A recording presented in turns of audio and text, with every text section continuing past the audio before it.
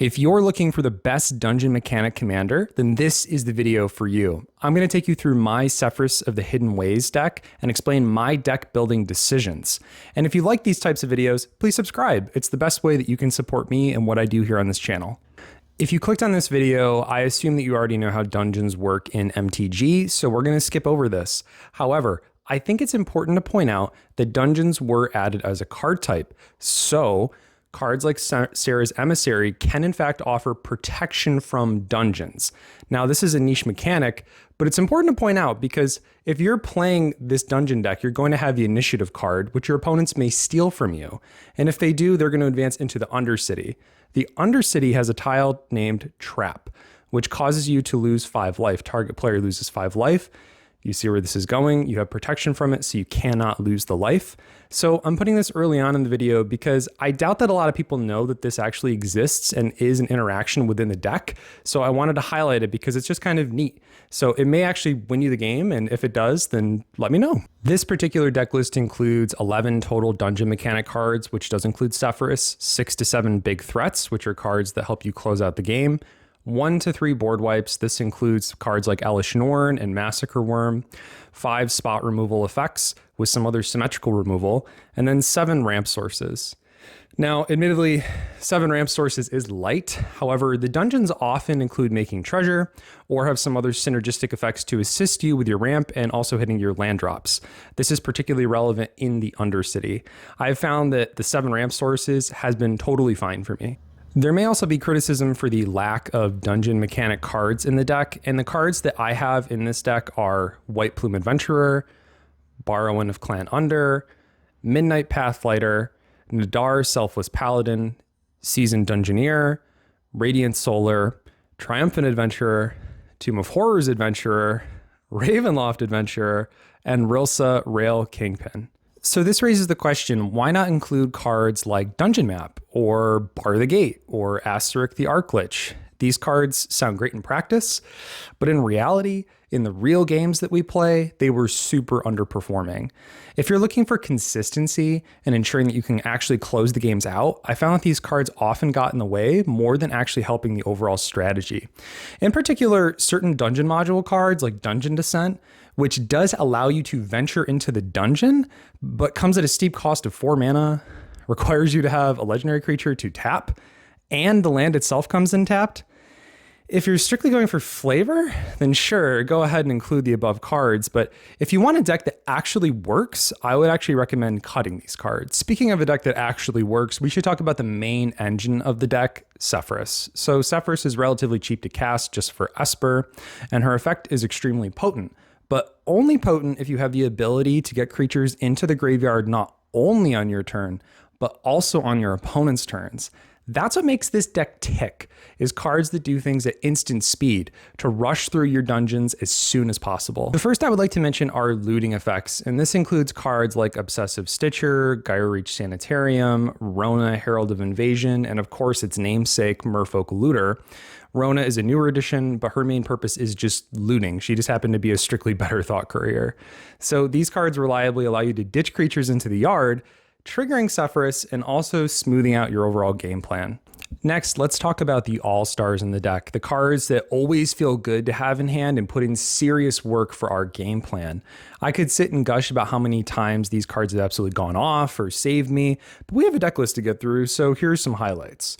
First up is Doom Whisperer, and this card is just a house. This does the looting effect, but better, allowing us to continuously dig until we hit a creature to trigger Sefris, but we can do this every turn.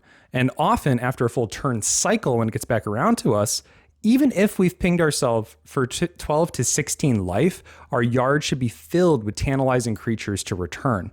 Most games where this card goes unchecked, the game ends shortly after in our favor. Next is High Market, and I'm high on this card. An untap land which meets our generic mana cost, but then later in the game allows us to get those Sefris triggers is amazing. This is the definition of utility, and I wouldn't build a deck without it. I would recommend holding on to the sack effect if possible, because we likely will have triggers on our turn that we have to do at sorcery speed, so holding on to the instant speed sack outlet is actually more important than it may sound initially. Now we have Seasoned Dungeoneer, and this is one of those innocuous cards that on the surface just seems okay, but then you realize it can trigger the venture into the dungeon twice per turn reliably, for the most part. And the protection it offers doesn't just expire at the end of combat, it expires at the end of turn.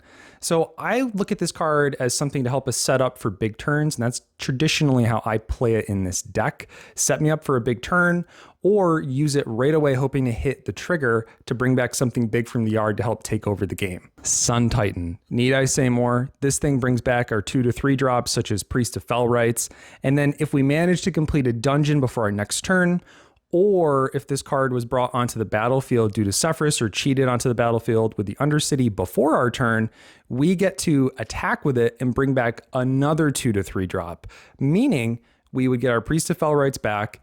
We're able to sack it on our turn to get something from the yard back on our turn, and then we get to attack with Sun Titan to bring back the Priest of Fell Rites again. This card is just a value engine in this deck. And if we're talking about filling up our yard with the biggest threats whilst at the same time triggering Sefris, look no further than Buried Alive. So keep in mind that this resolves all at once, meaning all 3 creatures are going to hit the yard at one time. But this also means that if we use this effect to complete a dungeon, we will immediately get back one of the creatures that we tutored for. Often this is enough just to take over the entire game or set us so far ahead that we put ourselves in a position to win. And I would also say that Entomb falls in the same category as this one. If you can pay life rather than paying a mana cost, you're going to catch me doing it. I see you, Bolas's Citadel. And this card is Priest of Fell Rites, which we've already mentioned. This card is another one that we can play early, and admittedly, most people don't get too afraid about it, especially if we don't have big threats in our graveyard yet. But we have so many ways to get them reliably into the graveyard that if the priest sits around, we are likely going to hit something massive out of our graveyard, allowing us to help snowball the game from there. This is one of those ways that we can get around the indestructible clause that our opponents sometimes have. Of course, we run cards like Toxic Deluge, which distribute -X counters, but Plaguecrafter specifically has intense synergy with our commander. Plaguecrafter reads, when it ETBs, each player sacks a creature or a planeswalker. We're not going to be playing as planeswalkers that often. So each player who can't discards a card. That's right. So that means we ETB the Plaguecrafter, sack it itself because it's entered the battlefield, triggering Sefris. So not only does this help keep a clean board, but it also triggers our commander.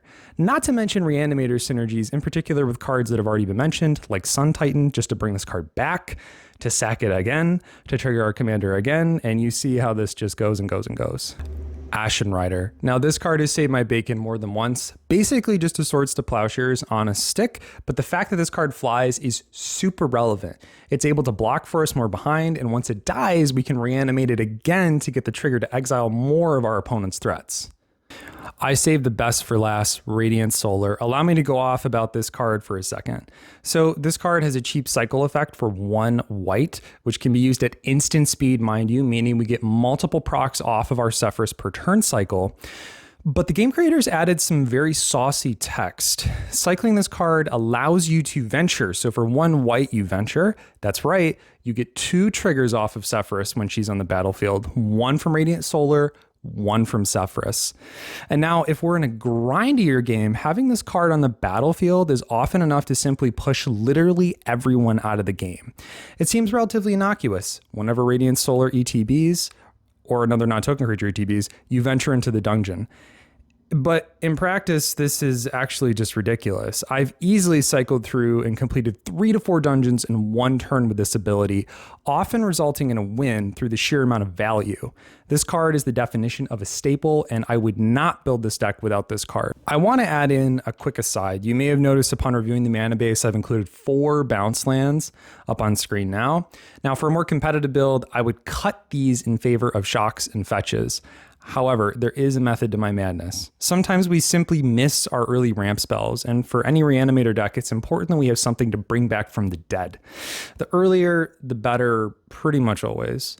What the bounce lands enable us to do is play a land turn 1, play a bounce land on turn 2, returning the land to our hand, resulting in 8 cards in hand, which forces us down to discard down to hand size, meaning we get to place a big threat or a synergy piece into our graveyard as early as turn 2, which can be backbreaking depending on the game and pod we're in. Now that we have that out of the way, let's talk threats. Number 1 is Archon of Cruelty. It's great when we narrow the field and only have 1 to 2 opponents, and the Flying Body is excellent as well. Sheldred, fantastic for those longer games, and sometimes if we're able to get her reanimated early, we can basically just take over the entire game. This is a newer addition, Razaketh the Foul-Blooded, sack outlet and a tutor in 1, able to trigger Sefris on all turns because of the instant speed effect, as long as we have the fodder to sacrifice, which we will, as the dungeons allow us to create token creatures, and those smaller creatures that we had earlier in the game, like our looters, can be sacked once we no longer need them. Remember early in the video, Sarah's Emissary is a Swiss Army knife of a card, whether we just need something to protect us until we reach our big threats, or we need something that allows us to go on the offensive. This card does both. Remember that having protection from creatures means that our opponents can't even block us. And speaking of ending games fast, Archfiend of Despair. This card was recently reprinted and is now very affordable, whereas before it was like 50, 60 bucks, something like that. Just trust me when I say that this card has the potential to end games literally out of nowhere. And our last 2. These are near and dear to my heart, Elish Norn and Massacre Worm, both with neg2 effects, except the worm can directly damage our opponents. So keep this in mind for those go-wide token decks that need to be put in their place. I have killed multiple opponents off of this effect, and Elish Norn is simply a powerhouse when stuck on the battlefield, using our state-based actions to keep smaller creatures off the battlefield and clear our way to just swing in for the win. Like I said at the very beginning, I think Sefris is by far the best dungeon mechanic commander available, and I do hope that Wizards prints more dungeon support in the future, and perhaps more cards that can be directly interacted with in order to sort of balance the dungeons out. But until then, take advantage of the strong mechanic. The initiative is really fun to play with once people know what it does, sort of like the monarchy. And remember that if you manage to hold on to the initiative, you also get to venture into the dungeon upon your upkeep, getting you through the dungeons even faster. And if you plan on building this commander, I couldn't recommend enough getting some dungeon cards sleeved up and ready, and also sleeving up the initiative cards so that those who don't know what it does can read it and understand the mechanic quickly. Just like these, I run with these in my Sefris little deck box all the time, so that way I have access to the initiative and also the Undercity at all times. And this also goes for the large dungeon tiles, which I have right here. So these, I always get compliments on when I break them out. I don't know if you can see them that well. Oop, there you go, these. I always get compliments when I break these out, and all of these can be found on TCG Player. As always, you can find this deck and my other decks on my Archdeck profile, linked down below. And you'll also find my TCG Player storefront linked in the description if you wanted to financially support what I'm doing. The absolute best way, however, is to subscribe to the channel. Growing the channel means more outreach and more chances to collaborate with other creators on projects, which is a huge goal of mine.